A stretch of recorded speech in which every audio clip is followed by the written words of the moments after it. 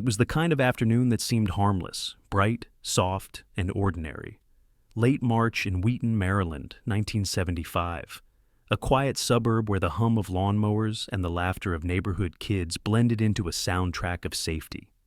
On Pliers Mill Road, the Lyon family home sat in the middle of it all, a modest house filled with the sounds of a working radio, clinking dishes, and the easy rhythm of a family that believed nothing bad could ever happen here.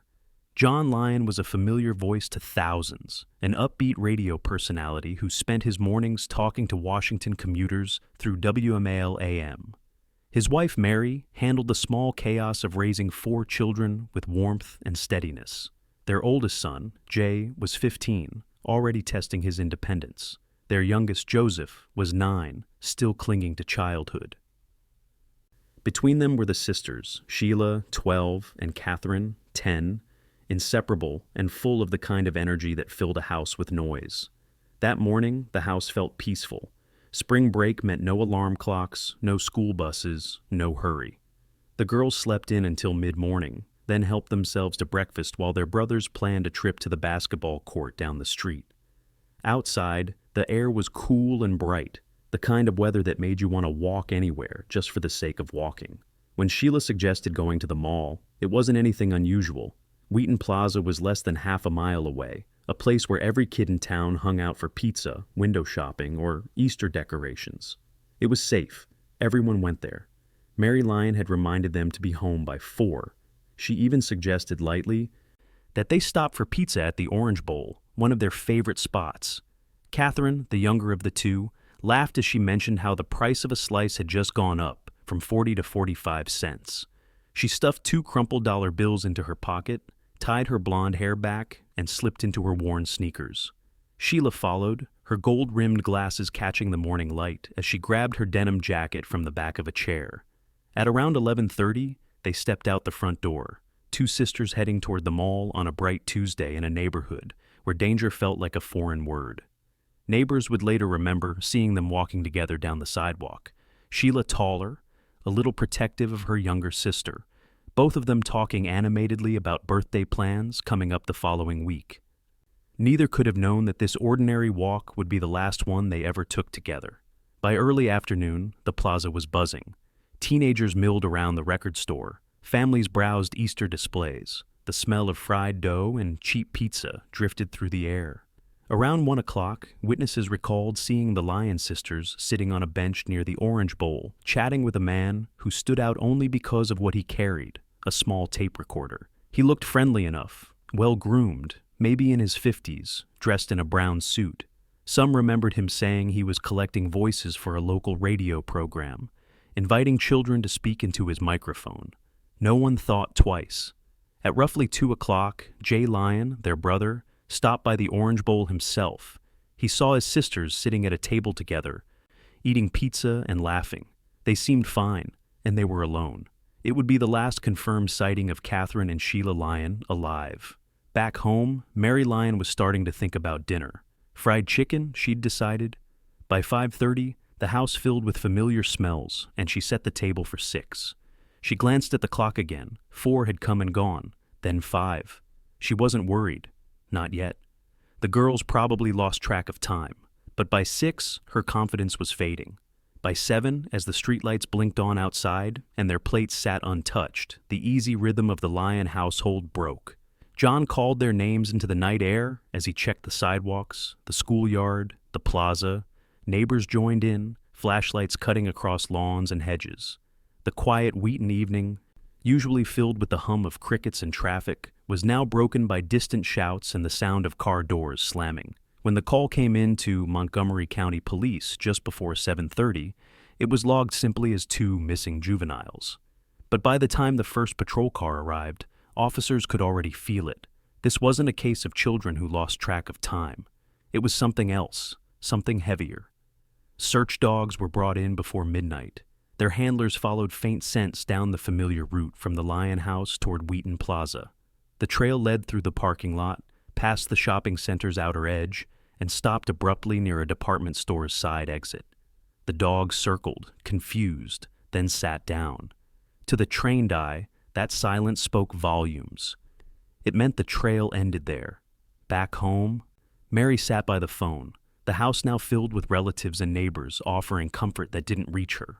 Jay and Joseph sat in stunned silence, too young to process the fear in their parents' eyes. Every few minutes, the phone rang.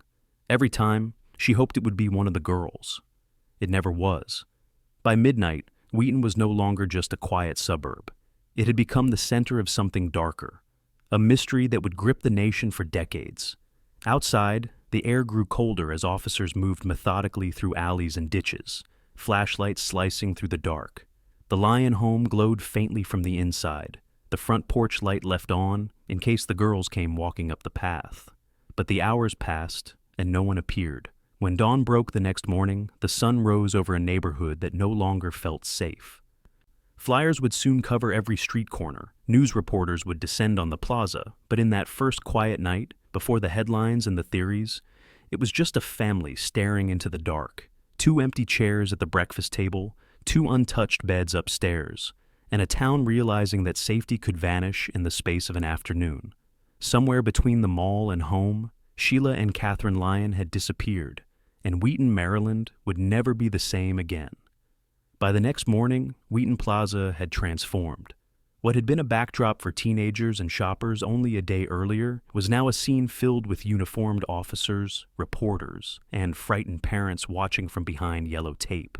The echo of children's laughter had been replaced by the crackle of police radios and the dull hum of anxious voices. Within hours, the case of the missing Lyon sisters had become the most talked about story in Maryland. Everyone had seen something, or at least thought they had. But the more stories the police collected, the harder it became to know which ones were real. Witnesses came forward in waves. Some remembered the girls at the Orange Bowl, laughing over slices of pizza. Others said they'd seen them outside, sitting on a low concrete wall near the entrance to the department store. A few claimed they'd seen them walking toward home. The details changed depending on who was asked, what they were wearing, who they were with, what time it was. But one description kept surfacing, a man with a small tape recorder. He was described as middle-aged, tall, clean-cut, dressed in a brown suit and carrying a briefcase. He'd been seen speaking with children, holding out a microphone, asking them to say their names into the recorder. Some of the kids thought it was for the radio, something fun and harmless. The man seemed polite, calm, confident, and he vanished as quickly as he appeared. Investigators built a composite sketch from those accounts. The image, a neat man with thinning hair and glasses, ran on every local news station by the evening. Parents looked at it and felt their stomachs turn. For the first time, the idea of a stranger talking to children didn't sound innocent anymore. In Wheaton, fear started replacing the comfort that had defined the town for so long. Inside the Lyon home, the phone wouldn't stop ringing. Reporters, volunteers, and strangers all wanted to help. But as the days passed, the calls took a darker turn. An anonymous man claimed he had the girls and demanded $10,000 left inside a courthouse restroom. Police prepared the drop, hiding officers in the building. The man never showed. Later, he called again, saying he'd seen too many cops. He hung up when John Lyon told him he wanted to hear his daughter's voices before paying. The line went dead, and it stayed that way. More calls followed, some from attention seekers, others from people who claimed to have psychic visions. None of them led anywhere. Every ring of the phone brought a flicker of hope and ended in silence. The sleepless nights blended together as neighbors brought food that no one could eat, and volunteers stapled flyers to every pole in town. Meanwhile, police were drowning in tips. Over 200 calls poured in during the first week alone. Every possible lead was checked. Nearby rivers dragged, wooded areas searched, hundreds of registered offenders questioned, but each lead collapsed into nothing. The only clue that seemed solid was the story about the man with the tape recorder. Then, on April 1st, less than a week after the girls vanished, an 18-year-old drifter named Lloyd Lee Welch Jr. walked into the Wheaton Plaza security office. He said he'd seen something terrible. According to Welch, he'd been in the mall on the same day and had watched a man matching the tape recorder, suspect forcing 2 girls into a red Camaro with white upholstery. The girls, he claimed, had been crying.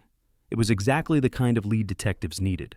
Welch was brought into the police station that same day. He told his story in vivid detail, what the car looked like, what the man said, how quickly it all happened. He even said he'd overheard the man telling the girls he recorded people's voices for the radio. To investigators, it sounded too convenient. When they asked him to take a polygraph test, he agreed. He failed almost immediately. Confronted, Welch admitted he'd made the story up. His reasons were simple and disturbing. He wanted attention and maybe a piece of the reward money that was already being offered. Police noted the lie, wrote polygraph, lied, across the top of his statement, and dismissed him. He was told not to waste their time again. No one could have known that the same man would resurface almost 40 years later as the real killer. With Welch's false lead dead, investigators turned back to the flood of witness statements.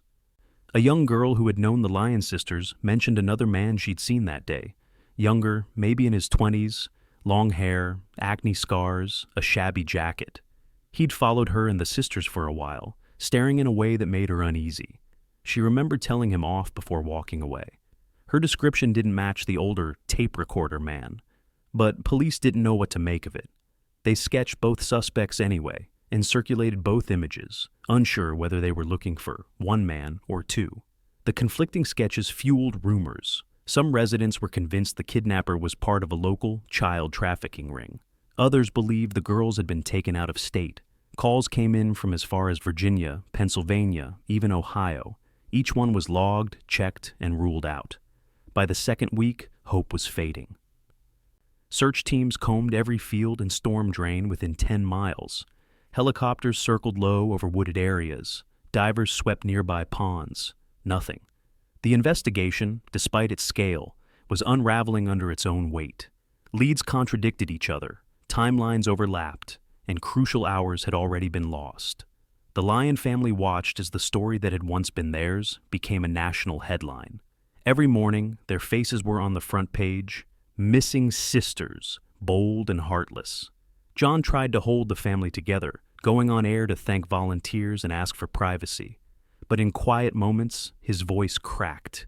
Mary stopped sleeping. Every creak of the house made her listen for footsteps that never came. Within 10 days, police admitted publicly that the girl's disappearance no longer looked voluntary. Behind closed doors, detectives discussed the possibility no one wanted to say out loud: abduction. It was a word that didn't belong in suburban Maryland, not here, not to them. Still, there was no proof, no body, no witnesses who saw the final moment, no car found matching the description Welch had invented. It was as if the girls had stepped off the face of the earth between the Orange Bowl and home. In the evenings, officers stayed late at their desks, staring at maps littered with colored pins that meant nothing. The shopping center lights flickered off after midnight, leaving only the glow of police flashlights moving through empty parking lots. In the Lyon household, the telephone sat silent for the first time in days. Outside, spring had started to bloom. The same trees, the same streets, but nothing about Wheaton felt familiar anymore. As days turned into weeks, the case began to stall. The sketch of the tape recorder man stayed pinned on the wall of every police station in the county, yellowing slightly at the corners. The younger suspect's drawing was quietly filed away. And the name Lloyd Lee Welch, a liar, a drifter, a nobody, disappeared into a box of rejected leads. But in that box lay the truth that no one yet understood. The man they'd dismissed would return decades later, older, sicker, but ready to talk. And when he did, what he revealed about that day at Wheaton Plaza would unravel everything they thought they knew. In the first few weeks, the search for Sheila and Catherine Lyon grew into something larger than anyone could have imagined. What began as a local effort soon stretched across counties, rivers, and state lines. Helicopters hovered low over wooded areas. Divers swept murky ponds and creeks. Police dogs tracked through brush until their paws bled. Hundreds of volunteers joined in. Teachers, neighbors, veterans, entire families who didn't even know the Lyons personally. They walked miles of roadside ditches and drainage fields, calling out the girls' names, hoping for anything: a shoe, a ribbon, a trace of movement in the tall grass. By April, the search extended beyond Maryland into Virginia. Highway patrol units and the National Guard joined in. But every time a lead surfaced, a sighting, a scrap of clothing, a rumor whispered on a CB radio, it vanished into nothing. The days blurred into each other, and slowly reality began to set in. Whatever had happened to the Lyon sisters, it wasn't a case of two children who'd simply wandered off. The media began using words that made everyone uneasy: abduction, kidnapping, foul play. For the first time, parents in suburban America began locking doors before sunset. Neighborhoods that had once felt untouched by the world's dangers now looked at strangers with suspicion. The Lyon family's tragedy became a symbol of something much bigger: the death of innocence in a place that once prided itself on safety. The family tried to hold on to hope, but hope is a fragile thing. Each night, John Lyon sat in the living room, staring at the phone, waiting for it to ring.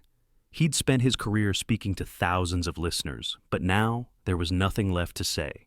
His wife, Mary, stopped sleeping altogether. She kept the girls' rooms exactly as they'd been: beds made, books stacked neatly on the desk, clothes folded in drawers.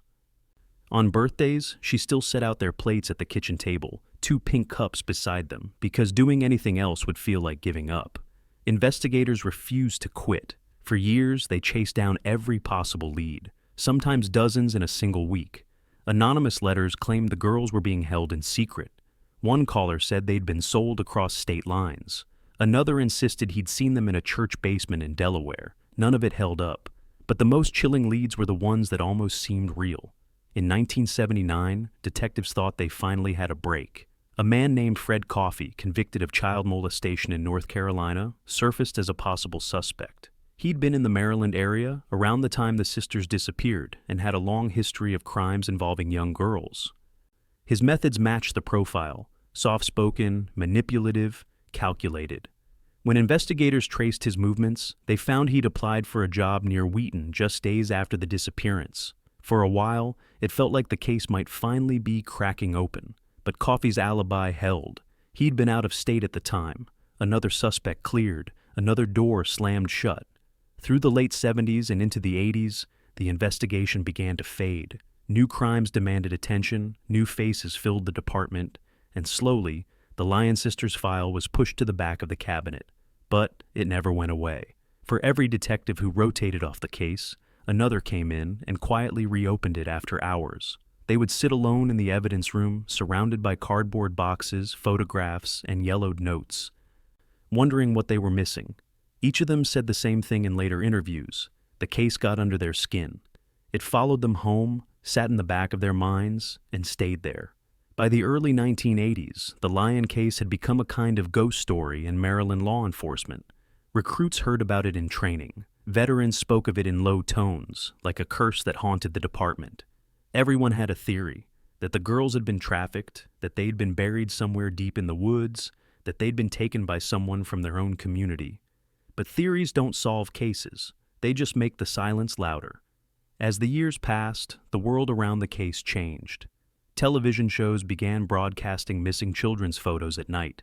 Supermarkets printed faces on milk cartons. For the first time, America was learning what it meant to live in fear of losing a child without a trace. The Lyon sisters weren't the only ones, but they were among the first. Their names appeared in early public safety campaigns, their case cited in seminars about child abduction prevention. And yet, for their family, none of that mattered. All they wanted was to bring them home. By the 1990s, the technology that had once seemed futuristic, DNA testing, digital databases, early criminal profiling, began to reshape police work. Cold case units were born out of a growing realization that time didn't always erase evidence. For some families, it meant a second chance. For others, it meant reopening old wounds. For the Lyons, it was both. Detectives pulled the case file out again in the early 2000s. It was massive, thousands of pages of witness statements, photographs, and maps. The paper had begun to yellow, the ink fading in places. Yet within those files were clues that had never been fully understood, interviews that ended too soon, and names that had been forgotten. Among them was a single page marked in red pen: Polygraph, lied, written across the top, with the name Lloyd Lee Welch Jr. beneath it. But at the time, no one noticed. By then, John Lyon had retired from radio. He and Mary rarely spoke to the press anymore, but whenever asked, they said the same thing. They just wanted the truth. They weren't looking for revenge. They just wanted to know what happened to their daughters. Every anniversary brought new stories, new documentaries, and each one ended the same way. The case remains unsolved. For younger detectives, the Lyon sisters case was history, a tragedy they'd grown up hearing about. For older ones, it was a reminder of unfinished work. Some of them still kept a photo of the girls taped to their desks. Others carried copies of the missing poster in their wallets, folded and worn with age. They said they didn't want to forget what it looked like. Two smiling faces frozen in time, never aging, never coming home. Time did what it always does. It dulled memory, softened urgency. But for the people who'd lived through it, the parents, the investigators, the neighbors who still remembered the headlines, the pain never went away. The house on Pliers Mill Road eventually quieted. The brothers grew up. The family stopped talking about what happened out loud, though the silence said more than words ever could. Then, decades later, something began to shift. A new generation of cold case detectives, armed with digital databases and fresh eyes, began to revisit unsolved cases from the 70s. They didn't have the same emotional exhaustion as the old guard. To them, the Lyon sisters were not ghosts, but victims who still deserved answers. Files once buried in dusty archives were scanned, re-examined, and cross-referenced with modern systems. And in one of those files, buried beneath layers of forgotten reports, a name resurfaced, the same name that had been written off as a liar in 1975. The man who had walked into a mall security office claiming to have seen an abduction, then failed his polygraph. His name was Lloyd Lee Welch. For nearly 40 years, that name had meant nothing. But in 2013, when a detective compared the old sketch of a younger suspect to Welch's mugshot from the late 70s, something clicked. The resemblance was undeniable. That forgotten page, dismissed as a lie, would become the key to unraveling the mystery that haunted an entire generation. The case that once seemed frozen in time was waking up again. And for the first time in nearly 4 decades, investigators were beginning to believe that they might finally learn what happened to the Lyon sisters. Every case we share isn't just a story. It's the result of weeks spent digging through records and uncovering forgotten truths. We do this because these stories matter, and someone out there still deserves to be remembered. If you want us to keep bringing these mysteries to light, please like, subscribe, and tell us in the comments which moment hit you hardest. Watch more mysterious solved cold cases. Links are waiting for you in the description. Now, let's get back to the case. When cold case detective Chris Homrock reopened the Lyon sisters file in 2013, he didn't expect anything. The case was nearly 4 decades old, a stack of brittle paper that had outlasted most of the men who'd worked it. But inside one of those yellowing folders, halfway down a stack of interviews and failed leads, a single line caught his eye. The page was dated April 1975. The name at the top read Lloyd Lee Welch, Jr., and beneath it, in red pen, someone had written 2 words, polygraph, lied. Homrock had never heard of him. In the case summaries and official suspect lists, the name barely appeared. The man had walked into Wheaton Plaza a day after the sketches went public, claimed he saw the abduction, and then vanished into the background after failing a lie detector. But when Homrock ran the name through the system, something unexpected appeared. Welch wasn't just alive, he was in prison, serving time in Delaware for the molestation of a 10-year-old girl. The detectives drove down that October to meet him. The drive was quiet, the air heavy with the kind of silence that fills the space before a storm. When they reached the James T. Vaughn Correctional Center, they weren't sure what to expect. Welch was in his late 50s now, thin, wiry, hollow-cheeked. His face carried the kind of wear that doesn't just come from age, but from years of violence, addiction, and guilt. When they entered the interview room, he didn't wait for them to explain who they were. He looked up, smiled faintly, and said, "I know why you're here. Those 2 missing kids." The words froze the room. He said it like he was talking about something casual, something everyone already knew. For a man who had never been publicly connected to the case, it was an admission that made no sense, unless he'd been there. The first interview lasted 8 hours. Welch talked in circles, drifting between stories, sometimes coherent, sometimes rambling. He admitted he'd seen the girls at the mall, then denied it. He blamed another man, an older acquaintance named Raymond Mileski, saying he was the one who had taken them. He described Mileski as a limping, middle-aged man who claimed to record children's voices for the radio, a detail that perfectly matched the original sketch of the tape recorder man. But Mileski was long dead, having died in prison years earlier after murdering his wife and son. The more Welch spoke, the less sense he seemed to make. And yet, he kept revealing things that no outsider could have known. He knew the exact day of the week the girls disappeared. He knew what they'd eaten for lunch. He knew that the younger sister wore glasses, and that one had laughed when the radio man asked her to speak into the microphone. It wasn't the kind of knowledge someone could have pulled from news archives. It was the kind you remembered because you were there. When detectives pressed him about his own involvement, Welch's tone shifted. He said he'd seen the girls being forced into a car. Then he said he'd followed them. Then he said he'd helped carry one of them.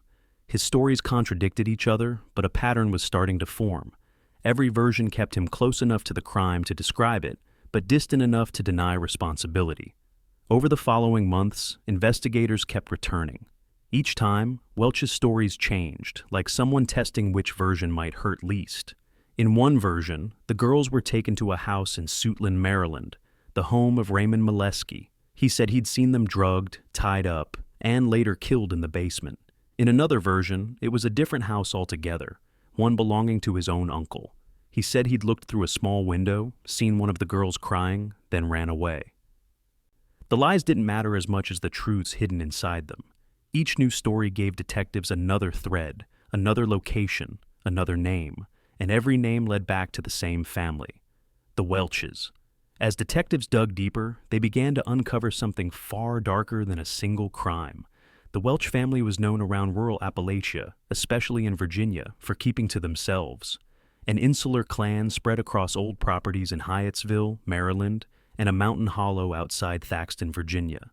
Family members had long histories of violence, addiction, and abuse. There were whispers of incest, of children raised without birth certificates, of secrets no one in the county dared to speak out loud. Welch himself had grown up in chaos. His mother had died in a car crash caused by his father, who was drunk at the wheel. His father had beaten him, molested him, and taught him that silence was survival.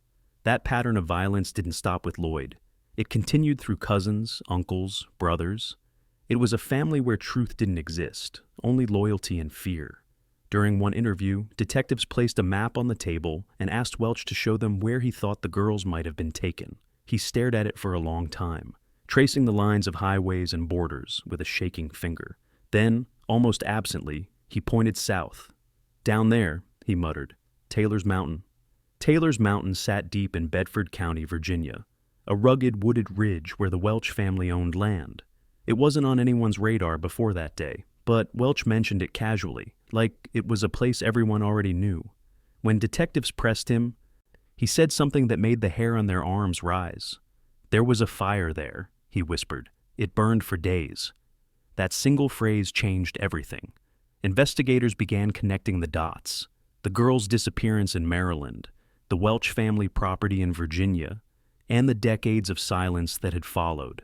The story Welch had been dancing around wasn't random. It was generational, a family secret buried under ash and lies. After each session, detectives left the prison feeling hollow. Welch would laugh, cry, deny everything, then drop some new detail that tied back to a real place or event. He talked about basements, about his father's temper, about the night his uncle told him to get rid of it. He never said what it was, but everyone in that room knew.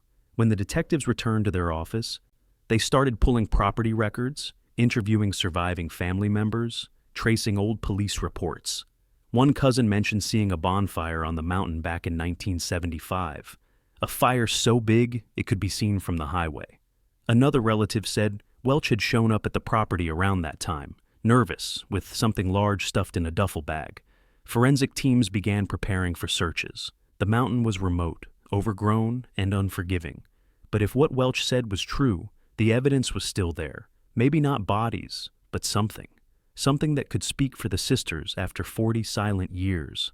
As the interviews continued, Welch's stories grew more grotesque. He began describing his father and uncle taking part in things too horrific to put into words. He portrayed himself as a frightened bystander, a boy forced into acts he didn't understand. But the details he gave were too exact, too familiar. He knew the smell of the basement, the pattern of the concrete floor, the sound of the chains on the door. Detectives left each session sickened. They'd been chasing this ghost story for decades, but now they were staring straight into it. What they were uncovering wasn't just the truth about two missing girls. It was a generational rot that had destroyed an entire family long before the world ever heard the name Welch.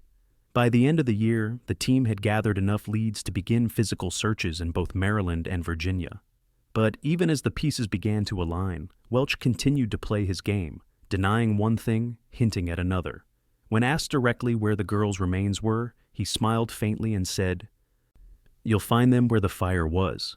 Then he leaned forward, lowering his voice to almost a whisper. "It burned for days." The words lingered in the room long after the interview ended. For the detectives, it was the first time in nearly 40 years that the Lyon sisters felt close again. Not alive, not recovered, but real. The case that had once gone cold was breathing. Somewhere on that mountain, under layers of ash and time, the truth was waiting. And now, they finally knew where to start digging. When investigators first stepped onto Taylor's Mountain in early 2014, the air was heavy with fog and silence. It was the kind of place that felt untouched by time. Dense pine forests, narrow gravel roads, and a small cluster of aging houses scattered through the valley. To the people who lived there, the mountain was just part of their lives, a backdrop to decades of quiet living. But to the FBI and the detectives who had followed the trail here, it was something else entirely. They believed this mountain was where two little girls had vanished forever. The search began at sunrise. A convoy of FBI vehicles wound its way up the old dirt road, followed by unmarked police cars and evidence vans. Locals stood at their fences, watching silently. Some of them remembered a night nearly 40 years earlier, a bonfire that burned for days and a smell they could never forget. They had never talked much about it, but when agents started knocking on doors and asking about the Welch family, those memories came rushing back. The Welch property was little more than a sagging house surrounded by acres of wild land. Rusted cars sat half buried in weeds. Behind the house, a clearing opened into a patch of blackened earth, where, according to Lloyd Welch, his father and uncle had destroyed the evidence of what they'd done in 1975. The agents fanned out in careful lines, marking the perimeter, laying down orange tape. Ground-penetrating radar scanned the soil, while forensic archaeologists sifted through layers of ash and dirt one handful at a time. It didn't take long for the first discovery. Buried a few inches beneath the surface was a small piece of wire, thin, melted, twisted in a way that looked almost accidental. But one of the agents recognized it immediately. The family had told them that Sheila, the older Lyon sister, wore a pair of wire-framed glasses the day she disappeared. The wire was the same thickness, the same pattern. It was small, fragile, almost meaningless on its own. But it was something. After decades of nothing, it was proof that the story Welch had told might finally be real. As the dig deepened, more fragments emerged, charred bits of cloth, small pieces of bone so brittle they crumbled under the lightest touch. Each one was cataloged, photographed, and packed carefully into evidence bags. Forensic teams later confirmed that the fragments were human, but too damaged to yield DNA. Still, their condition matched the way Welch had described the fire. He'd said his uncle and father had used fuel oil and tires to keep it burning through the night. He said the smell had made him sick. In the nearby town of Thaxton, the story started resurfacing. An older couple who'd lived near the property remembered seeing a glow in the woods that spring, a fire that burned for 2 full days, sending dark smoke into the sky. One man said he'd driven past on the first night and rolled down his truck window because he thought someone was burning an animal, but when the smell hit him, he closed it quickly. It wasn't wood, he said. It was something else. Agents interviewed members of the Welch family, cousins, uncles, people who hadn't spoken in years. Their stories came out in fragments, just like the evidence. One cousin remembered Lloyd showing up at the house in Hyattsville, Maryland. On the day the girls disappeared, he was sweating, pale, carrying 2 large duffel bags. He told them not to look inside. The cousin remembered a strange smell, something metallic and foul. Lloyd had borrowed his car and left before dark. Days later, he was back, his clothes burned and stained, saying he'd taken care of it. Another relative remembered hearing his father tell Lloyd to get the bags to the mountain. The pieces were horrifying, but they began to fit together. The girls had likely been taken from the mall to the Welch home in Hyattsville, a basement that witnesses would later describe as a place no one talked about. It was there, investigators believed, that the worst had happened. When forensic teams finally gained access to that house, it had been abandoned for years. The air was stale, thick with mildew. The basement floor was still stained dark. Using luminol, technicians found that the concrete lit up from floor to ceiling. Blood had seeped into the pores of the walls. It was old, far too degraded for DNA testing, but it was there, evidence that something terrible had happened inside that room.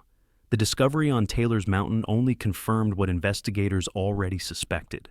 The sisters had been lured, abused, and killed by multiple members of the Welch family, then transported across state lines to be destroyed in fire. Every detail matched what Lloyd Welch had said during his prison interviews, except for one. He still refused to admit his full role. He called himself a witness, a bystander, someone too afraid to stop it.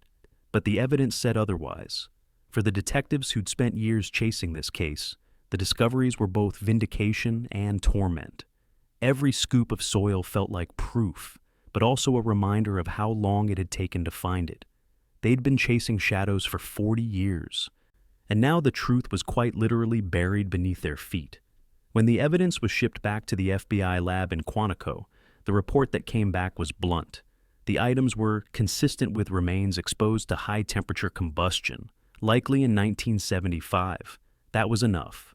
In July, in 2015, prosecutors in Bedford County, Virginia, officially charged Lloyd Lee Welch Jr. with 2 counts of first-degree murder. They alleged that Welch, his father, and his uncle had abducted Sheila and Catherine from Wheaton Plaza, held them captive in the Hyattsville basement, and then transported their bodies to Virginia for disposal. The other men involved, his father and uncle, were dead. Lloyd was the only one left to face what they had done. News of the indictment spread quickly. For the Lyon family, it was the moment they'd spent their lives waiting for, and the one they'd feared would never come. After decades of unanswered questions, someone was finally being held accountable. But even in victory, there was no relief. No bodies, no graves, nothing left to bring home. Just fragments and ash. As the case unfolded, the picture that emerged was almost too dark to believe. The Welch family had lived with their secret for decades, hiding behind silence, loyalty, and fear. Generations of abuse had created something monstrous. A family so broken that violence had become its language. The sisters' disappearance wasn't a random act. It was the inevitable result of a world where cruelty was inherited. For investigators, standing on that mountain was like standing at the edge of history. The soil beneath their boots held the last physical evidence of one of the most haunting child abductions in American memory. They couldn't bring the girls back, but they could finally give their story an ending. That night, as the teams packed up their equipment and the last evidence markers were collected, the air around Taylor's Mountain grew still again. The fire that had once burned there was long gone, but the earth still smelled faintly of smoke. One of the agents paused before leaving, glancing back toward the clearing. He said later that it felt like the mountain itself had been waiting to tell what it knew. After 40 years of silence, it finally had. The courtroom in Bedford County, Virginia, was silent. Not the kind of silence that comes from boredom or stillness, but the kind that feels alive, heavy, fragile, full of the years that had led to this moment. It was September 12th, 2017. Nearly 42 years since Sheila and Catherine Lyon had walked out of their home in Wheaton, Maryland, for a slice of pizza and never came back. Now, the man who had carried their secret across 4 decades sat shackled at the defense table, his head bowed, his orange prison jumpsuit hanging loose around his frail shoulders. Lloyd Lee Welch Jr. was 60. His hair had thinned to gray, his eyes hollow, his hands trembling slightly as he stared at the floor. He didn't look like the monster the Lyon family had imagined for all those years. But that didn't matter. In the front row, John and Mary Lyon sat side by side, holding hands. They were in their 70s now, quieter, slower, but still carrying the same photo of their daughters they'd carried since 1975. It was folded, worn soft from time, but it was all they had. The courtroom was packed. Reporters, former detectives, FBI agents, and members of the community who had grown up under the shadow of the Lyon sisters' disappearance filled every seat. The sound of the judge's gavel cracked through the air, and for a moment, every noise seemed to fade. The shuffling of papers, the hum of the lights, even the faint tap of a reporter's pen. Everyone knew what was about to happen. When Welch stood, the room seemed to shrink. He didn't deny it anymore. He didn't protest or pretend. After years of denials, contradictions, and half-truths, he had finally agreed to plead guilty to 2 counts of first-degree murder. In exchange, prosecutors would remove the possibility of the death penalty. The deal had been made not because the state doubted his guilt, but because the Lyons wanted peace. They wanted to close their eyes at night, knowing the case that had defined their lives was finally over. The judge's voice was calm, measured. He read the plea, and the words echoed off the wood-paneled walls. 2 concurrent 48-year sentences. No parole before death. Lloyd Welch would never walk free again. There was no applause, no outburst, just quiet. The kind of quiet that feels earned. The prosecutor, Wes Nance, addressed the court afterward. His voice carried the weight of every detective, every volunteer, every family member who had refused to give up. This case, he said, represents what happens when persistence outlives evil. He called it unprecedented, a case solved without bodies, without DNA, without any confession worth believing, just fragments of ash, a melted wire, and the stubborn belief that truth can survive decades of silence. Outside the courthouse, cameras waited. For years they'd followed this story, calling it one of the darkest mysteries in American history. And yet, there was no spectacle here, no dramatic ending, just tired faces, tearful eyes, and the kind of grief that doesn't fade, only settles. Inside, as the hearing ended, Mary Lyon stood and looked toward the man who had destroyed her family. She didn't speak. She didn't have to. Welch never looked back. Guards led him out, his chains clinking softly as the door closed behind him.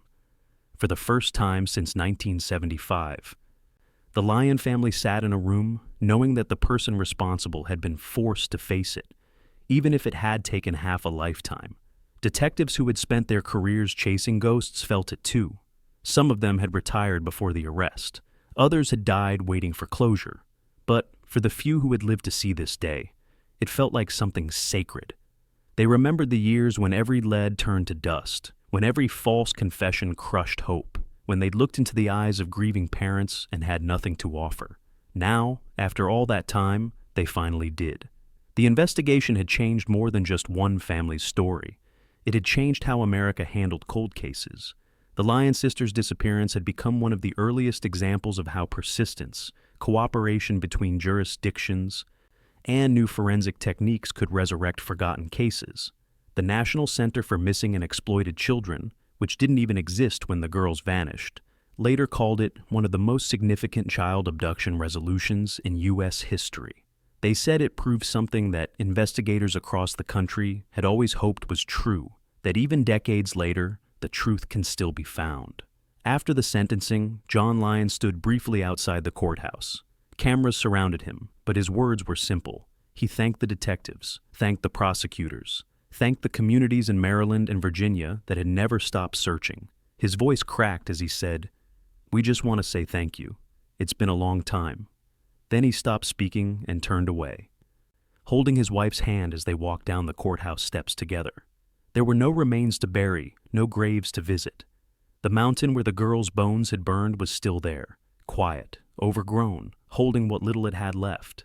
Investigators had promised to keep searching, but everyone knew the truth. The fire had erased almost everything. All that was left now was the truth they'd fought so long to uncover. The names, the confessions, and the justice that came too late but still mattered. For the detectives, closing the case was both victory and punishment.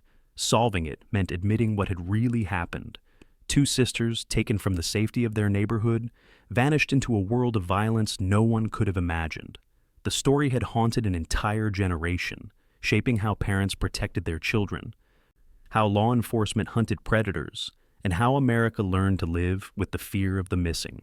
The Lyon family returned home to a house that had changed many times over the years. Their children grown, their lives moved forward, Yet one part of that home remained frozen, a small box of keepsakes from 1975. Inside were report cards, birthday cards, and the last photographs ever taken of Sheila and Catherine.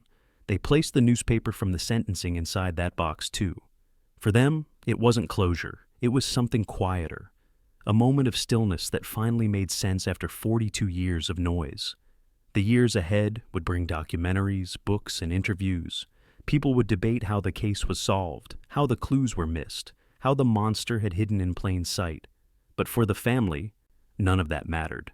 The answer had always been what they wanted, not the spectacle.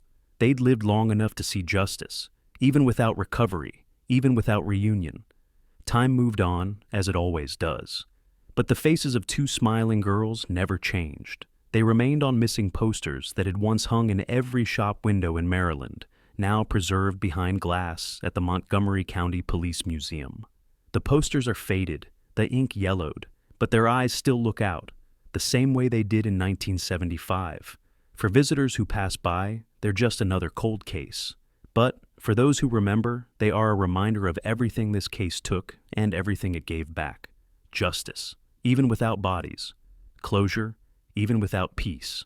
And though their graves will never be found, the story of Sheila and Catherine Lyon will never be lost again.